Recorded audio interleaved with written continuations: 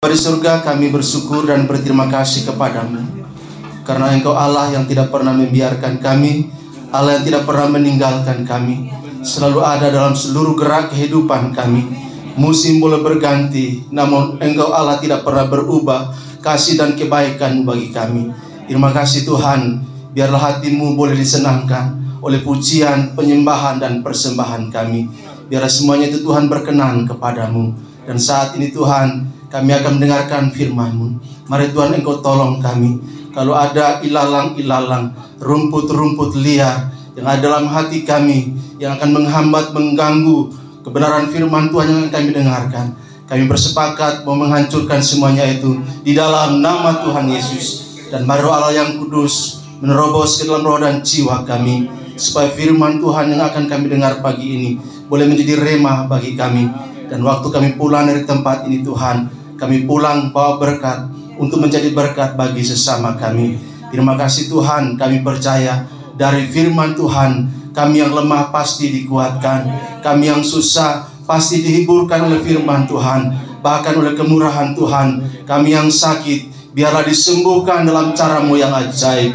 Terima kasih Tuhan, muliakanlah diri-Mu dalam pemberitaan firman-Mu saat ini, karena kami semua umat-Mu telah siap mendengarkan firman-Mu dan berjanji mau melakukannya dalam hidup kami setiap hari.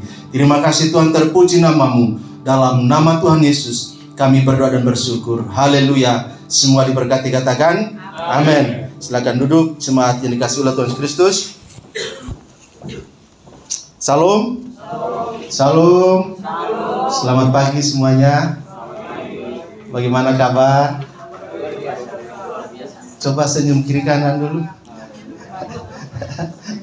Ya, kita bersyukur kepada Tuhan. Dia Allah kita yang sangat baik, yang tidak pernah melupakan kita, karena kita semua Ia simpan dalam hatinya. Amin. Dan pagi ini kita akan belajar firman Tuhan dari Yohanes pasal 20 ayat 19 sampai ayat yang ke-23. Kita masih berada pada minggu-minggu di mana Yesus setelah bangkit dari antara orang mati, Ia menampakkan diri kepada para murid selama 40 hari. Dan kita ada pada minggu-minggu dalam catatan Alkitab bahwa Yesus memperlihatkan diri bagi para murid. Walaupun kita tidak melihatnya seperti para murid, tapi kita percaya menerimanya sebagai sebuah kebenaran dalam hidup kita. Amin.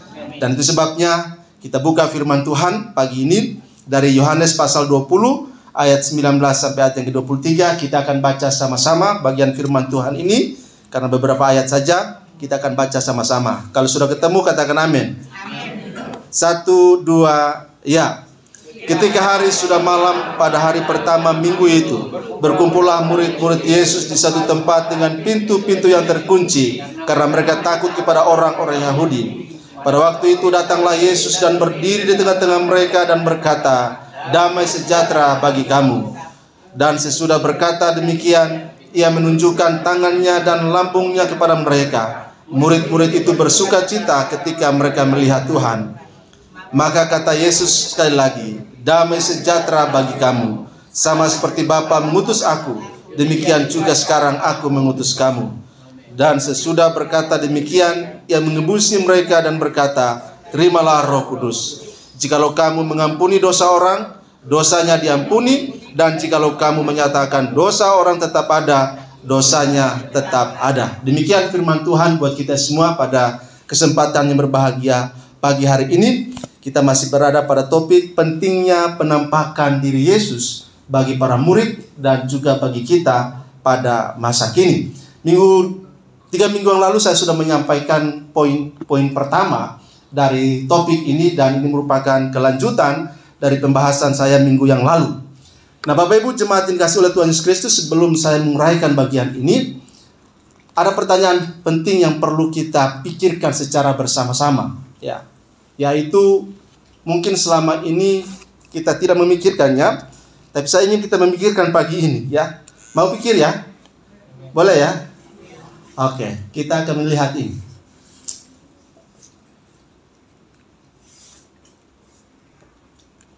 Minta tolong untuk di slide yang kedua.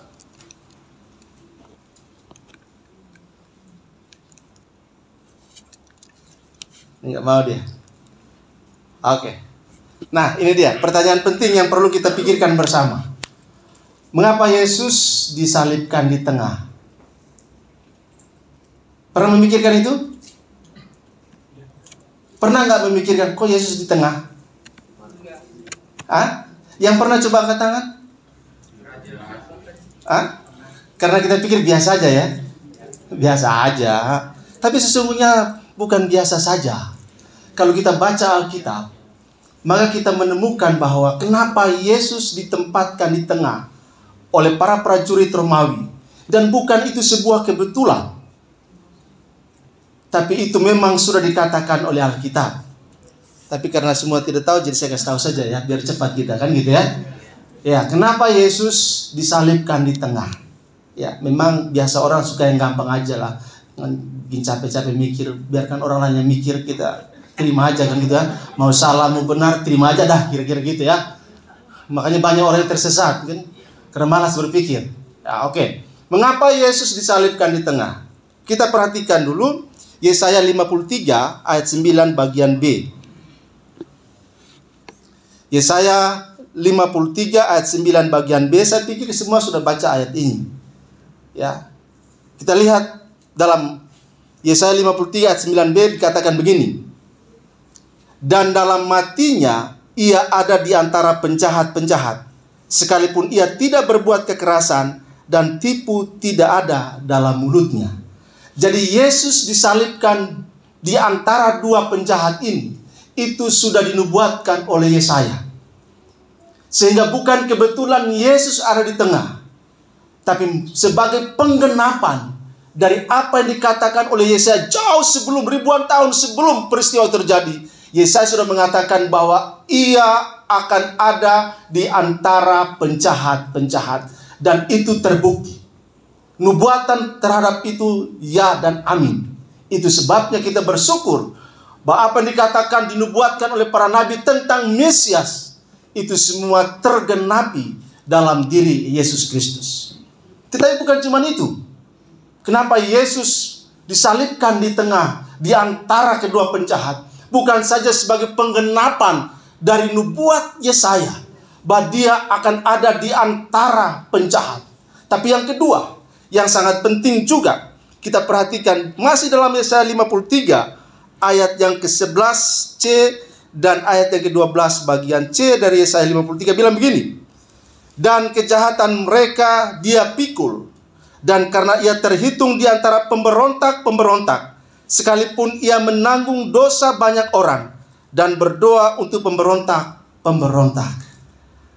Ketika orang melihat seorang yang tersalib dan diapit oleh dua orang, maka image-nya bagi pemerintahan Romawi, orang yang disalibkan di tengah-tengah itu merupakan kepala penjahat, kepala pemberontak yang melawan penguasa yang sah pada saat itu. Itulah dianggap oleh banyak orang, sehingga perlakuan terhadap Yesus itu sangat berbeda dengan kedua penjahat yang ada di kiri dan kanannya. Dan Yesus dianggap sebagai pemberontak, kepala pemberontak, kepala penjahat yang paling jahat. Dan itu sebabnya dia ada di tengah. Dan semua orang memikirkan benar-benar dia sungguh-sungguh sebagai seorang yang sangat-sangat jahat. Dan kalau kita hubungkan dengan dosa kita, maka sesungguhnya kitalah paling penjahat. Kitalah orang-orang yang paling pemberontak sebenarnya. Tapi Yesus mau menanggung itu. Semua hinaan, semua ejekan, semua tuduhan dilontarkan kepada dia. Dia mau menanggung itu karena Anda dan saya. Amin. Itu sebabnya kita harus paham bahwa semua tentang Yesus itu punya makna-makna teologis yang sangat kuat. Karena itu kita percaya bahwa dia telah berbuat baik kepada kita. Amin. Dan biasanya bagi kita, kalau orang berbuat baik kepada kita, padahal kita tidak tahu orang itu, pasti kita akan cari tahu siapa dia kan? Betul nggak? Yesus sudah berbuat baik sama kita. Apa kita mau mencari tentang dia, mencari tahu tentang dia, dan apa yang sudah lakukannya bagi kita? Itu semuanya peristiwa-peristiwa di sekitar hidup Yesus yang berkaitan langsung dengan Yesus. Peristiwa-peristiwa itu memberi gambaran kepada Anda dan saya betapa berdosanya kita, betapa jahatnya kita di hadapan Allah, dan Yesus mau menanggung itu. Saya berharap ini menjadi sebuah perenungan bagi kita semua.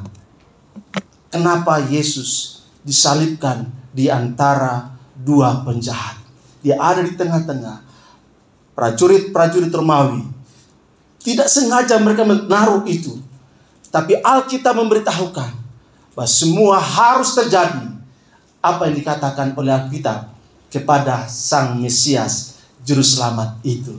Karena itu Bapak Ibu Saudara jemaat yang dikasihi oleh Tuhan Yesus Kristus, ketika kita memikirkan tentang Yesus dan semua pengorbanannya, banyak orang tidak bisa menerima secara logika. Tapi kita bersyukur bahwa Tuhan mau kita diselamatkan oleh Dia, sehingga kita percaya dengan luar biasa kepada Yesus yang kita tidak pernah ketemu, tidak pernah lihat, tidak pernah berinteraksi, tapi perbuatan-perbuatan kebaikan-kebaikan yang sudah dikerjakannya ribuan tahun yang lalu. Kita yang tidak punya pengalaman dengan itu mau percaya begitu saja kepada Yesus. Alkitab merupakan sumber yang sangat penting bagi kita. Karena itu Bapak Ibu jemaat yang dikasihi oleh Tuhan Yesus Kristus, maka penampakan diri Yesus menjadi sangat penting bagi kita. Karena ada hubungan semuanya itu. Mata rantai yang tidak bisa terputus, yang tidak bisa dipisahkan, itu semua terhubung dengan sangat luar biasa. Makanya kita sebagai orang percaya harus mengikuti mata rantai itu dengan sangat baik. Karena kronologisnya itu sudah dicatat oleh Alkitab.